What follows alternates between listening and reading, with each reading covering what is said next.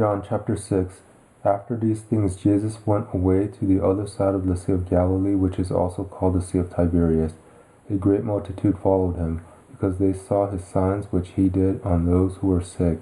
Jesus went up into the mountain, and he sat there with his disciples. Now the Passover, the feast of the Jews, was at hand. Jesus therefore, lifting up his eyes and seeing that a great multitude was coming to him, said to Philip, "Where are we to buy bread that these may eat?" This he said to test him, for he himself knew what he would do. Philip answered him, 200 denarii worth of bread is not sufficient for them, that every one of them may receive a little. One of his disciples, Andrew, Simon Peter's brother, said to him, "There is a boy here who has 5 barley loaves and 2 fish, but what are these among so many?" Jesus said, "Have the people sit down." Now there was much grass in that place, so the men sat down, in number about 5,000. Jesus took the loaves, and having given thanks, he distributed to the disciples, and the disciples to those who were sitting down. Likewise also the fish, as much as they desired. When they were filled, he said to his disciples, "Gather up the broken pieces which are left over, that nothing be lost." So they gathered them up, and filled 12 baskets with broken pieces from the 5 barley loaves, which were left over by those who had eaten. When therefore the people saw the sign which Jesus did, they said, "This is truly the prophet who comes into the world." Jesus therefore, perceiving that they were about to come and take him by force to make him king, withdrew again to the mountain by himself. When evening came, his disciples went down to the sea, and they entered into the boat, and were going over the sea to Capernaum. It was now dark, and Jesus had not come to them. The sea was tossed by a great wind blowing. When therefore they had rowed about 25 or 30 stadia, they saw Jesus walking on the sea, and drawing near to the boat, and they were afraid. But he said to them, "It is I, don't be afraid." They were willing therefore to receive him into the boat. Immediately the boat was at the land where they were going. On the next day the multitude that stood on the other side of the sea saw that there was no other boat there, except the one in which his disciples had embarked, and that Jesus hadn't entered with his disciples into the boat, but his disciples had gone away alone. However, boats from Tiberias came near to the place where they ate the bread after the Lord had given thanks. When the multitude therefore saw that Jesus wasn't there, nor his disciples, they themselves got into the boats and came to Capernaum, seeking Jesus. When they found him on the other side of the sea, they asked him, "Rabbi, when did you come here?" Jesus answered them, "Most certainly I tell you, you seek me not because you saw signs, but because you ate of the loaves and were filled. Don't work for the food which perishes, but for the food which remains to eternal life, which the Son of Man will give to you, for God the Father has sealed him." They said therefore to him, "What must we do that we may work the works of God?" Jesus answered them, "This is the work of God, that you believe in him whom he has sent."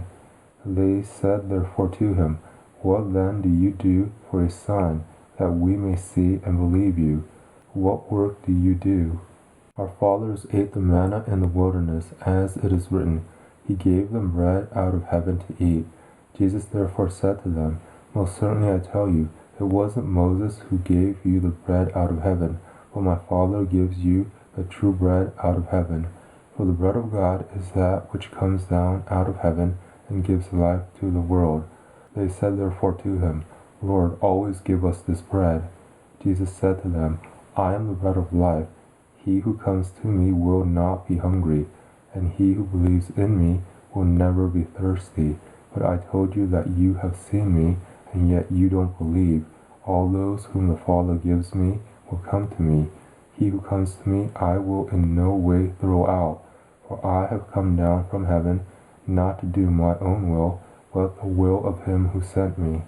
This is the will of my Father who sent me, that of all he has given to me I should lose nothing, but should raise him up at the last day.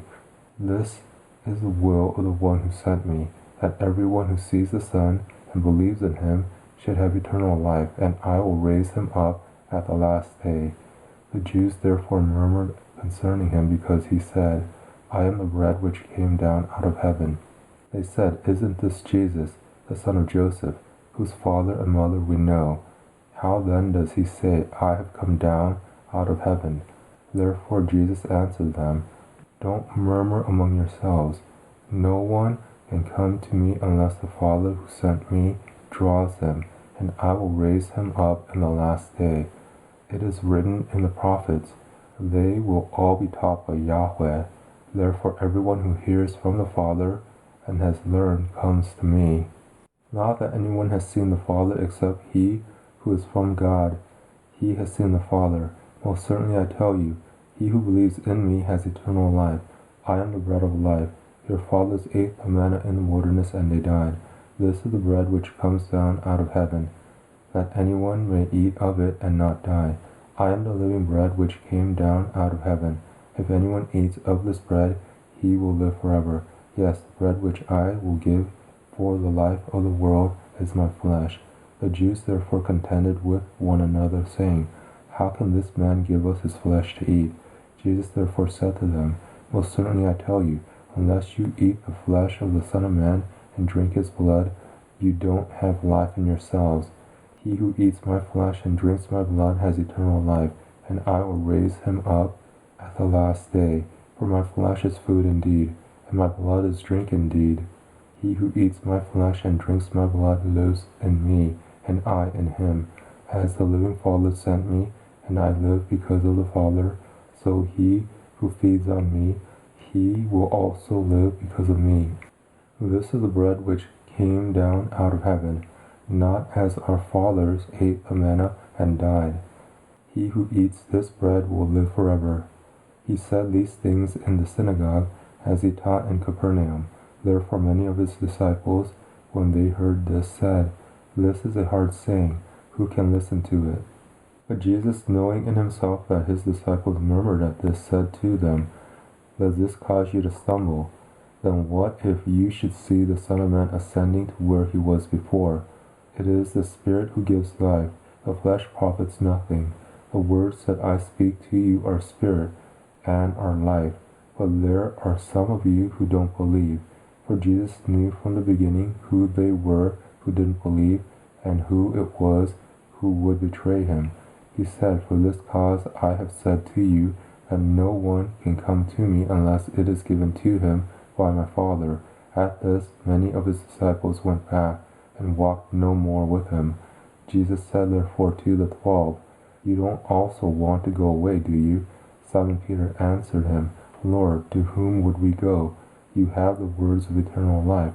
We have come to believe and know that you are the Christ, the Son of the living God."